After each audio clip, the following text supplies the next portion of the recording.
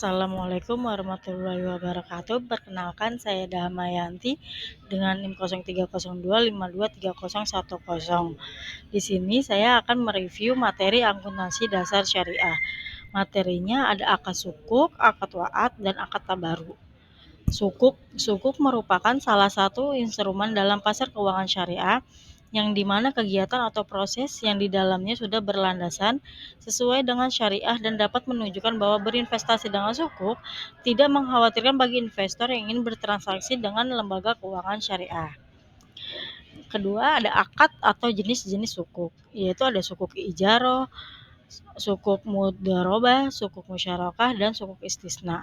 Sukuk ijaroh yaitu sukuk yang diterbitkan berdasarkan perjanjian atau akad ijaroh di mana satu pihak bertindak sendiri atau melalui wakilnya menjual atau menyewakan hak manfaat atas suatu aset kepada pihak lain berdasarkan harga dan periode yang disepakati, tanpa diikuti dengan pemindahan kepemilikan aset itu sendiri. Sukuk mudharabah yaitu sukuk yang diterbitkan dengan akad mudharabah.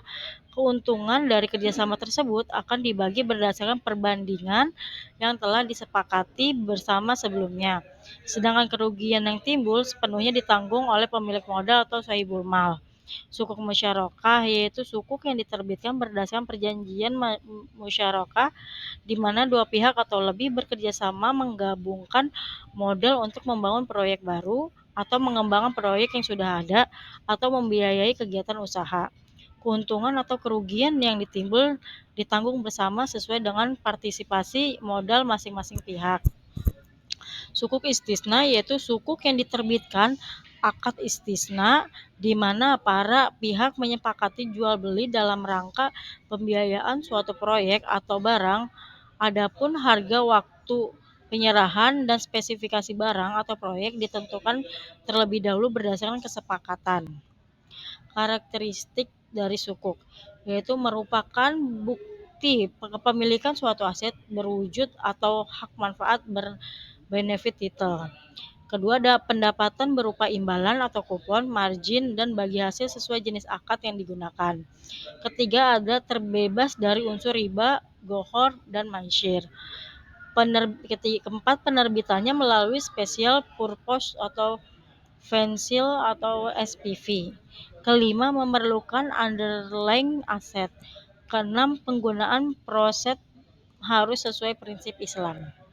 Prinsip pokok dalam transaksi sukuk, yaitu merupakan penekanan pada perjanjian yang adil, anjuran atas sistem bagi hasil atau profit sharing.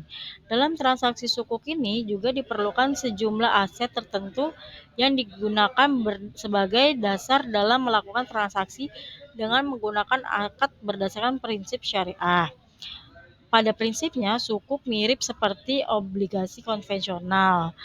Selain itu, sukuk juga distruktur secara Islam sehingga terbebas dari riba, gohor, dan mansyir. Berikut contoh soal akuntansi dari sukuk. Berikutnya ada wa'ad.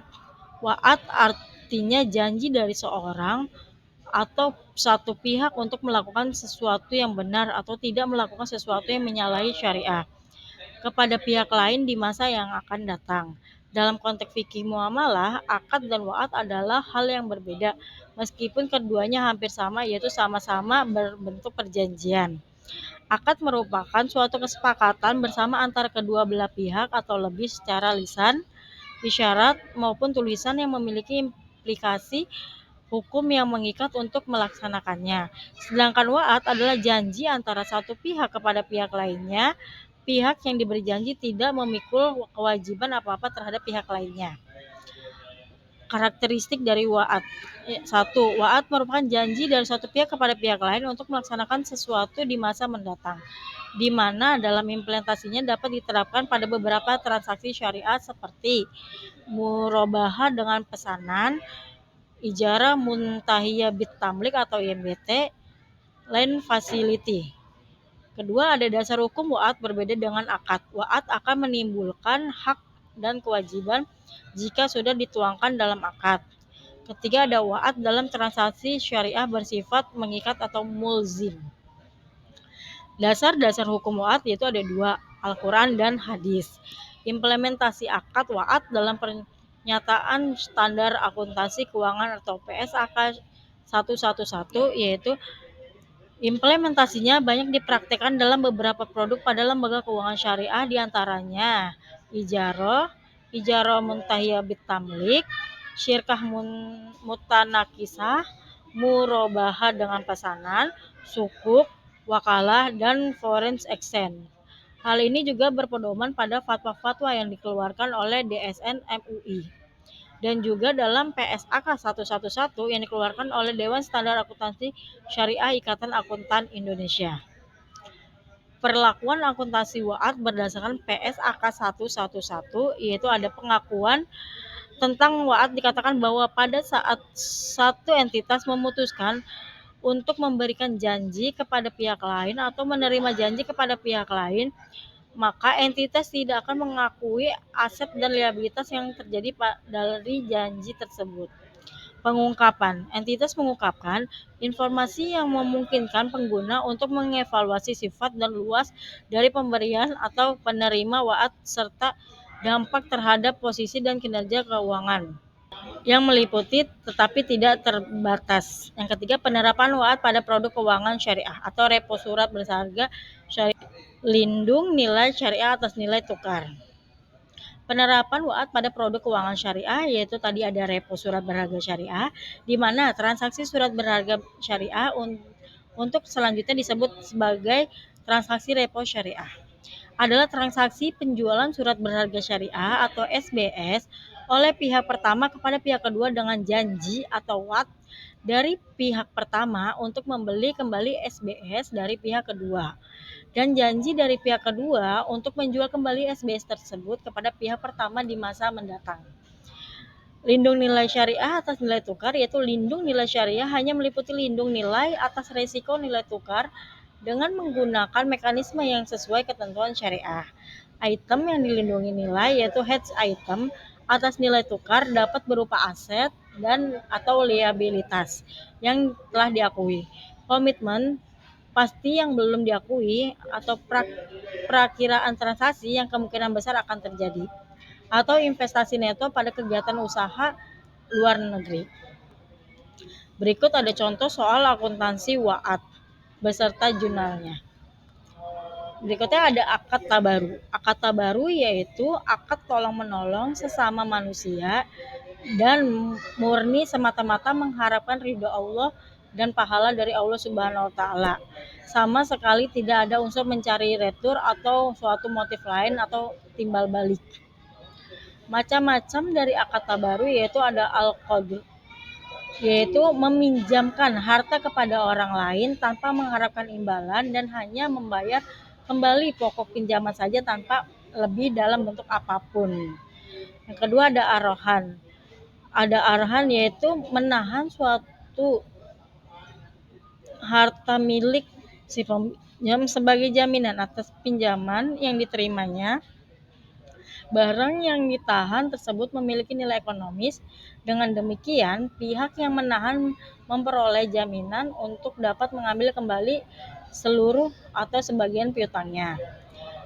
Berikutnya ada al-hawalah, adalah akad pemindahan hutang atau piutang satu pihak ke pihak lain. Akad ini bertujuan untuk mengambil alih piutang dari pihak lain. Berikutnya ada al-wakalah, adalah penyerahan, pendelegasian atau pemberian mandat. Yang kelima ada wa'diyah, adalah akad antara pemilik barang yang disebut mudi dengan penerima titipan yang disebut wadi untuk menjaga harta atau modal dari kerusakan atau kerugian dari keamanan harta. Wadiyah terdiri dari dua, yaitu wadiyah yad damanah, di mana si pemilik titipan dapat memanfaatkan barang titipan tersebut dengan seizin pemilik dan menjamin untuk mengembalikan titipan tersebut secara utuh setiap kali si pemilik menghendakinya atau memintanya.